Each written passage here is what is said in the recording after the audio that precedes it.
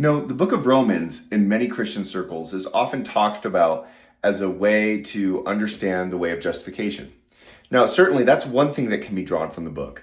I want to here look at a different angle of it, though, rather looking at it at the angle of the new Exodus. Now, this is something N.T. Wright talks about a lot, but the book of Romans essentially being a path about the Exodus and then how that should ultimately lead to Christian unity and to all men being humbled before God. So this is the way it would work.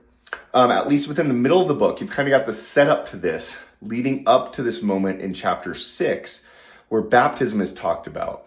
Now, the first few chapters would prep for this reality of why this is needed, in a sense. And then chapter 6 is where the Red Sea crossing happens, because it's talked about in the notion of Christian baptism. Then chapter 7 is this chapter where I do the thing I don't want to do, and the thing I want to do, I don't do. Very much so a wilderness wandering, kind of akin to the book of Numbers, right? What we find the children of Israel doing there.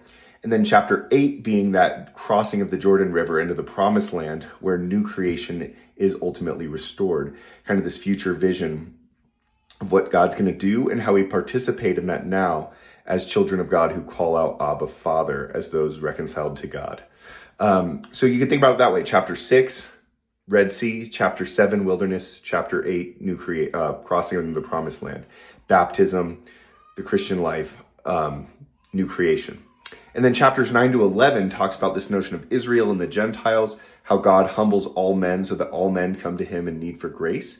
And then chapters 12 to 16 are really about the unity of the church in Rome.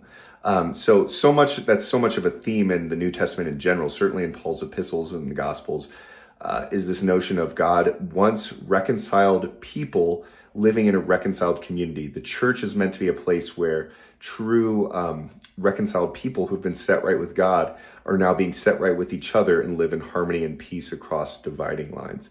So that's something you can think about when you're looking at the book of Romans next. The Exodus followed by Christian unity.